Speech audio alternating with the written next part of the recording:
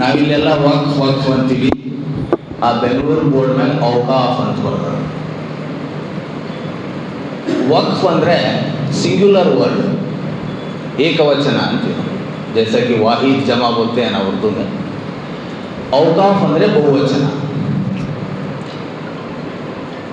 ಈ ವಕ್ಫ್ ಅಂತಕ್ಕಂಥದ್ದು ಕ್ರಿಸ್ತಿ ಶಕ ಪೂರ್ವ 9ನೇ ಶತಮಾನದಲ್ಲಿ, ಅಂದರೆ ಹಜರತ್ ಮೊಹಮ್ಮದ್ ಮುಸ್ತಫಾ ಸಲ್ಲಲ್ಲಾಹು ಅಲೈಹಿ ವಸಲ್ಲಮರ ಮುಂಚಿತವಾಗಿಯೇ ಈ ಶಬ್ದ, ಇದಕ್ಕೆ ಇನ್ನೊಂದು ಟರ್ಕಿಯಲ್ಲಿ ಒಂದು ವರ್ಡ್ ಇದೆ, ಹಬ್ಸ್ ಅಂತ ಕರೀತಾರೆ. ವಕ್ಫ್ ಅಂದರೆ ಹಬ್ಸ್ ಅಂತ ಕರೀತಾರೆ ಅವರು. ಇಲ್ಲೇ ಬೇರೆ ಬೇರೆ ದೇಶಗಳಲ್ಲಿ ವಕ್ಫ್ಗೆ ಕಡ್ಡಾಯವಾಗಿ ದತ್ತಿ, ದಾನ, ಇನಾಮ್ ಕೊಡ್ತಕ್ಕಂಥ ವ್ಯವಸ್ಥೆ ಇದೆ ಮುಸ್ಲಿಂ ರಾಷ್ಟ್ರಗಳಲ್ಲಿ. ನೀವು ಇವತ್ತು ಟರ್ಕಿ ದೇಶದಲ್ಲಿ ಹೋಗಿವಪ್ಪ ಅಂದರೆ ತಾನು ದುಡಿದಂಥ 7ನೇ 1 ಭಾಗವನ್ನು ವಕ್ಫ್ಗೆ ಕೊಡಬೇಕು. ನಮ್ಮ ದೇಶದಲ್ಲಿ, ಭಾರತದಲ್ಲಿ ವಕ್ಫ್ ಮೊಟ್ಟ ಮೊದಲಿಗೆ ಪ್ರಾರಂಭ ಆದದ್ದು ಕ್ರಿಸ್ತಿ ಶಕ ಪೂರ್ವ 14ನೇ ಶತಮಾನದಲ್ಲಿ ಘೋರ್ ಮೊಹಮ್ಮದ್ ಅಂತಕ್ಕಂಥ ಒಬ್ಬ ದೊರೆ ಭಾರತಕ್ಕೆ ಬಂದಾಗ ಒಂದು ತಾನು ಗೆದ್ದುಕೊಂಡಂಥ ಒಂದು ಭಾಗವನ್ನು ಅಲ್ಲಿ ಮಸೀದಿ ನಿರ್ಮಾಣ ಮಾಡಿ ಅದನ್ನು ನೋಡಿಕೊಳ್ಳುವುದಕ್ಕಾಗಿ ಮುತುವಲ್ಲಿಯನ್ನು ನೇಮಿಸಿ ದಾನ ಕೊಟ್ಟು ಹೋದ. ಇನ್ನು ದಾಖಲೆಗಳನ್ನು ನೋಡುತ್ತಾ ಹೋದಾಗ ಕ್ರಿಸ್ತಿ ಶಕ ಪೂರ್ವ 1598ರಲ್ಲಿ ಮೊಟ್ಟ ಮೊದಲ ಬಾರಿಗೆ ಕರ್ನಾಟಕದಲ್ಲಿ ಅಲಿ ಆದಿಲ್ ಶಾ ಅವರು ಕರ್ನಾಟಕ, ಮಹಾರಾಷ್ಟ್ರ, ಹೈದರಾಬಾದ್ ಭಾಗದಲ್ಲಿ ಎಲ್ಲಿ ದರ್ಗಾಗಳಿವೆಯೋ, ಎಲ್ಲಿ ಕಬ್ರಸ್ಥಾನಗಳಿವೆಯೋ, ಎಲ್ಲಿ ಮಸೀದಿಗಳಿವೆಯೋ ಅಲ್ಲಿನ ಸುತ್ತಮುತ್ತಲೂ ಇರತಕ್ಕಂಥ ಎಲ್ಲ ಜಮೀನನ್ನು ಅದನ್ನು ನೋಡಿಕೊಳ್ತಕ್ಕಂಥ ವ್ಯಕ್ತಿಗಳಿಗೆ ನಾವು ಅವ್ರು ಏನಪ್ಪ ಅಂತಂದ್ರೆ ಅದನ್ನು ದಾನ ಕೊಟ್ಟರು. ಮುಂದೆ ಇದೇ ರೀತಿ ಬೇರೆ ಬೇರೆ ಅರಸರು ಕೇವಲ ಮುಸಲ್ಮಾನರಿಗೆ ಅಷ್ಟೇ ಕೊಡಲಿಲ್ಲ. ಎಲ್ಲೆಲ್ಲಿ ಹಿಂದೂ ದೇವಾಲಯಗಳಿವೆಯೋ, ಎಲ್ಲೆಲ್ಲಿ ಹಿಂದೂ ಸ್ಮಶಾನಗಳಿವೆಯೋ ಅಲ್ಲಿ ಇರ್ತಕ್ಕಂಥ ಜಮೀನನ್ನು ಅಲ್ಲಿಯ ದೇಖರೇಖೆ ಮಾಡ್ತಕ್ಕಂಥ ಜನರಿಗೆ ಪೂಜಾರಿಗಳಂತ ಕರೆದ್ರು, ನಮ್ಮ ಜನರಿಗೆ ಮುತುವಲ್ಲಿ ಅಂತ ಕರೆದ್ರು. ಅಲ್ಲಿಂದ ಪ್ರಾರಂಭ ಆದಂಥ ಈ ದತ್ತಿ, ದಾನ, ಇನಾಮ್ದಾರಿ ಈ ಪದ್ಧತಿ ಮುಂದೆ ಏನಾಯ್ತಪ್ಪ ಅಂತಂದರೆ ಕಾನೂನುಬದ್ಧವಾಗಿ ಭಾರತದಲ್ಲಿ 1904ರಲ್ಲಿ ಬ್ರಿಟಿಷರು ಇದಕ್ಕೆ ಒಂದು ಕಾನೂನು ರೂಪ ಕೊಡಲಿಕ್ಕೆ ಪ್ರಯತ್ನ ಮಾಡಿದರು. ತದನಂತರ 1914ರಲ್ಲಿ ಮತ್ತೆ ಬ್ರಿಟಿಷರು ಮೊಟ್ಟ ಮೊದಲ ಬಾರಿಗೆ ಭಾರತ ವಕ್ಫ್ ಕಾಯ್ದೆ ಅಂತ ಜಾರಿಗೆ ತಂದರು. ಅಲ್ಲಿ ಕೆಲವೊಂದು ಆಸ್ತಿಗಳನ್ನು ಭಾರತ ವಕ್ಫ್ ಕಾಯ್ದೆಗೆ ಸೇರಿಸಿ 1857ರಲ್ಲಿ 1857 ಆವಾಗ ಇಡೀ ದೇಶದಲ್ಲಿರ್ತಕ್ಕಂಥ ವಕ್ಫ್ ಆಸ್ತಿಯನ್ನು ಮತ್ತೊಮ್ಮೆ ಸರ್ವೆ ಮಾಡ್ತಕ್ಕಂಥ ಕೆಲಸ ಬ್ರಿಟಿಷರು ಮಾಡಿದರು. ಇಲ್ಲೇ ನಾನು ಹೇಳ್ತಕ್ಕಂಥ ಮುಖ್ಯ ಉದ್ದೇಶ 1960ರಲ್ಲಿ ಮಹಾರಾಷ್ಟ್ರದಲ್ಲಿ ಮೊಟ್ಟ ಮೊದಲ ಬಾರಿಗೆ ಈ ವಕ್ಫ್ ಕಾಯ್ದೆ ಅಂತಕ್ಕಂಥದ್ದನ್ನು ಜಾರಿಗೆ ತರಲಾಯಿತು. ಹೀಗೆ ಬೆಳೆಯುತ್ತಾ ಹೋದಂತೆ 1964ರಲ್ಲಿ ಬದಲಾವಣೆ ಆಯಿತು. ವಕ್ಫ್ಗೆ ಒಂದು ನಿರ್ದಿಷ್ಟವಾದಂಥ ಕಾಯ್ದೆ 1995ರ ವಕ್ಫ್ ಆ್ಯಕ್ಟ್, 70ರ ನಂತರ 95ರಲ್ಲಿ ವಕ್ಫ್ ಆ್ಯಕ್ಟನ್ನು ತರಲಾಯಿತು. ಹಾಗೆ 95ರ ವಕ್ಫ್ ಕಾಯ್ದೆಗಳ ಅನ್ವಯ ಇಡೀ ದೇಶದಲ್ಲಿರ್ತಕ್ಕಂಥ ವಕ್ಫ್ ಆಸ್ತಿಯನ್ನು ಸರ್ವೆ ಮಾಡಲಾಗಿ 100 ವರ್ಷಗಳ ಹಿಂದೆಯೇ ಈ ವಿಷಯವಾಗಿ ತನ್ನ ಹಿಡನ್ ಅಜೆಂಡಾದಲ್ಲಿ ಒಂದು ಸಂಘಟನೆ ಹಂತ ಹಂತವಾಗಿ ಭಾರತದಲ್ಲಿ ಮುಸಲ್ಮಾನರ ಎಲ್ಲ ಹಕ್ಕುಗಳನ್ನು ಕಿತ್ತುಕೊಳ್ತಕ್ಕಂಥ ಪ್ರಯತ್ನ ಮಾಡುತ್ತಾ ಬಂತು. ಆ ಪ್ರಯತ್ನದ ಭಾಗವಾಗಿ ವಕ್ಫ್ ಬೋರ್ಡ್ ಆಸ್ತಿಯನ್ನು ಕಬಳಿಸ್ತಕ್ಕಂಥ ಕೆಲಸ ಇವತ್ತು ಜಾರಿಗೆ ಬಂದೈತಿ. ಇದು ಇವತ್ತಿನ ಹಿಡನ್ ಅಜೆಂಡಾ 100 ವರ್ಷದ ಹಿಂದೆನೇ ತಯಾರಾಗೈತಿ. ಇದು ಒಂದೊಂದು ತಂದರು ಅವರು ಮೊದಲು ಆಮೇಲೆ ಪರ್ಸ್ನಲ್ ಲಾ ಬೋರ್ಡ್. ಇದ್ರದ್ದು ಒಂದೇ ಸೆಂಟೆನ್ಸ್ನಾಗ ಮೀನಿಂಗ್ ಹೇಳ್ಬೇಕಂತಂದ್ರೆ, ಇಸ್ಲಾಂ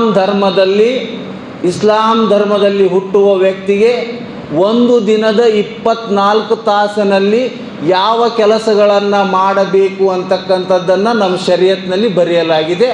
ಆ ಪರ್ಸ್ನಲ್ ಲಾ, ಅದನ್ನೇ ನಾವು ಶರೀಯತ್ ಅಂತ ಕರಿತೀವಲ್ಲ, ಆ ಶರೀಯತ್ನಲ್ಲಿರ್ತಕ್ಕಂಥ ಒಂದೊಂದೇ ವಿಷಯಗಳನ್ನು ಕತ್ತರಿಸುತ್ತಾ ಹೋಗುವಂಥ ಕೆಲಸವನ್ನು ಈ ಸರ್ಕಾರ ಮಾಡ್ತಾ ಇದೆ. 10 ವರ್ಷದಲ್ಲಿ ಇವರು 5 ಕೆಲಸಗಳಲ್ಲಿ ಯಶಸ್ವಿಯಾಗಿದ್ದಾರೆ.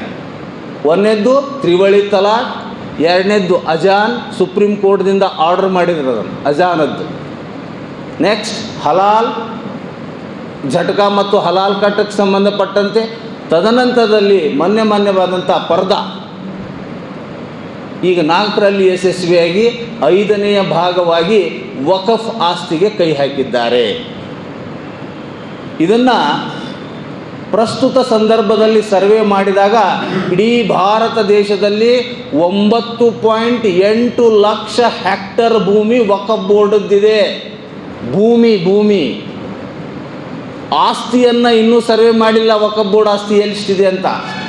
ಬೆಂಗಳೂರು ಒಂದರಲ್ಲಿಯೇ ತಿಂಗಳ 1 ಕೋಟಿಗಿಂತ ಹೆಚ್ಚು ಒಂದೊಂದು ಜಾಗಕ್ಕೆ ಬಾಡಿಗೆ ಬರ್ತಕ್ಕಂಥ ವಕಫ್ ಬೋರ್ಡ್ ಆಸ್ತಿಗಳಿವೆ. ಇದನ್ನೆಲ್ಲವನ್ನು ಅಧ್ಯಯನ ಮಾಡಿ ವಕಫ್ ಬೋರ್ಡ್ ಕಾಯ್ದೆಗೆ ತಿದ್ದುಪಡಿ ತರ್ತಕ್ಕಂಥ ಒಂದು ಹುನ್ನಾರವನ್ನು ಈ ಸರ್ಕಾರ ಮೊನ್ನೆ ಮಾಡಿತು. ಯಾವಾಗ ಅದಕ್ಕೆ ಪ್ರಬಲವಾದಂಥ ವಿರೋಧ ವ್ಯಕ್ತವಾಯಿತು, ಆ ಸಂದರ್ಭದಲ್ಲಿ ಈ ಸರ್ಕಾರ ಏನು ಮಾಡಿತಪ್ಪ ಅಂತಂದರೆ ಜಾಯಿಂಟ್ ಪಾರ್ಲಿಮೆಂಟ್ ಕಮಿಟಿ ನಿರ್ಮಾಣ ಮಾಡಿತು. ಜಂಟಿ ಸದನ ಸಮಿತಿ ಅಂತಕ್ಕಂಥದ್ದು. ಯಾವಾಗ ಜಂಟಿ ಸದನ ಸಮಿತಿ ನಿರ್ಮಾಣ ಆಯಿತು, ಜನರಿಗೆ ದೇಶಾದ್ಯಂತ ಆಕ್ಷೇಪಣೆಗಳನ್ನು ಸಲ್ಲಿಸಲಿಕ್ಕೆ ಅವಕಾಶ ಮಾಡಿಕೊಟ್ರು. ಆವಾಗ ಭಾರತದಲ್ಲಿ 22 ಕೋಟಿ ಜನ ಮುಸಲ್ಮಾನರಿದ್ದೇವೆ. ಆದರೆ ಪಾರ್ಲಿಮೆಂಟ್ನಲ್ಲಿ ನಮ್ಮ ಹಕ್ಕುಗಳನ್ನು ಖರೀದಿಸುವಾಗ, ಹಕ್ಕುಗಳನ್ನು ಕಡಿತ ಹಾಕುವಾಗ ವಿರೋಧಿಸಲಿಕ್ಕೆ 22 ಸಂಸದರಿಲ್ಲ. 22 ಸಂಸದರಿಲ್ಲ. ಆದರೆ ಇಡೀ ಭಾರತದಲ್ಲಿ 22 ಕೋಟಿ ಜನ ಮುಸಲ್ಮಾನರಿದ್ದೇವೆ. ಒಂದು ವೇಳೆ ಮುಸಲ್ಮಾನರು ಮನಸ್ಸು ಮಾಡಿದರೆ ಇಡೀ ಭಾರತ ದೇಶದಲ್ಲಿ 52 ಜನ ಸಂಸದರನ್ನು ಬಹುಮತದಿಂದ ಆಯ್ಕೆ ಮಾಡ್ತಕ್ಕಂಥ ಕೆಲವೊಂದು ಲೋಕಸಭಾ ಕ್ಷೇತ್ರಗಳಿವೆ. ಅಲ್ಲಿಯೂ ಕೂಡ ನಾವು ಆರಿಸಿ ಬರ್ತಾ ಇಲ್ಲ. ಅದಕ್ಕೆ ಇವರು ಈ ಜಾಯಿಂಟ್ ಪಾರ್ಲಿಮೆಂಟ್ ಕಮಿಷನ್ ತಂದು ಅದರಲ್ಲಿ 2 ಬದಲಾವಣೆಗಳನ್ನು ಮಾಡಲಿಕ್ಕೆ ಪ್ರಯತ್ನ ಮಾಡಿದ್ದಾರೆ. ಒಂದನೇ ಪ್ರಯತ್ನ ಏನಪ್ಪ ಅಂತಂದರೆ, ವಕ್ಫ್ ಮಂಡಳಿಗಳೇನದಾವಲ್ಲ ರಾಜ್ಯದಲ್ಲಿ, ಅಲ್ಲಿ 2 ಬೇರೆ ಧರ್ಮದ, ಅಂದರೆ ಮುಸ್ಲಿಮೇತರ ಬೇರೆ ಧರ್ಮದ 2 ಸದಸ್ಯರನ್ನು ನೇಮಕ ಮಾಡಿಕೊಳ್ಳುವಂಥದ್ದು.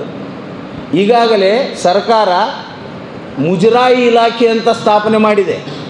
ಮುಜರಾಯಿ ಇಲಾಖೆಯಲ್ಲಿ ಮುಸಲ್ಮಾನರಿಗೆ ಅವಕಾಶ ಇಲ್ಲ, ಮುಸಲ್ಮಾನರ ಅಧಿಕಾರಿನೂ ಬರೋಂಗಿಲ್ಲ. ಅದೇ ರೀತಿ ವಕ್ಫ್ ಬೋರ್ಡ್ನಲ್ಲಿ ಯಾವುದೇ ಬೇರೆ ಜಾತಿಯ ಅಧಿಕಾರಿಗಳಿರೋದಿಲ್ಲ. ಇವಾಗ ಕೆಲವೊಂದು ಹುದ್ದೆಗಳನ್ನು ಬೇರೆ ಜಾತಿಯವರಿಗೆ ಕೊಡ್ತಕ್ಕಂಥ ವ್ಯವಸ್ಥೆ ನಡೀತಾ ಇದೆ.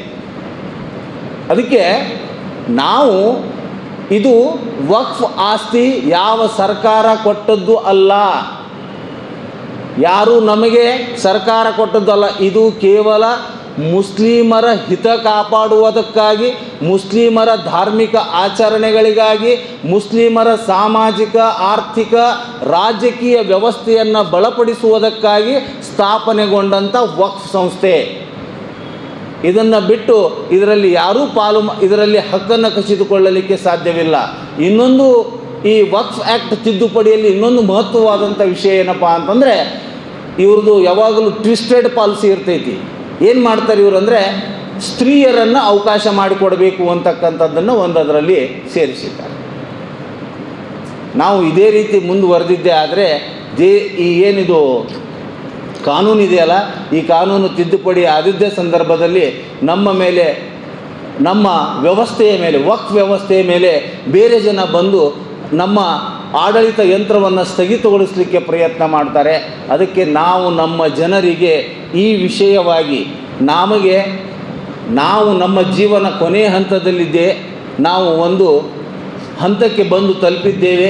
ಬರ್ತಕ್ಕಂಥ ನಮ್ಮ ಮುಂದಿನ ಜನಾಂಗ, ನಮ್ಮ ಮಕ್ಕಳು ನಮ್ಮ ಕಿವಿ ಹಿಡಿದು ನಮ್ಮ ಕಾಲರ್ ಹಿಡಿದು ಕೇಳುವಂಥ ಪರಿಸ್ಥಿತಿ ಉದ್ಭವ ಆಗುವ ಸಾಧ್ಯತೆಗಳಿವೆ.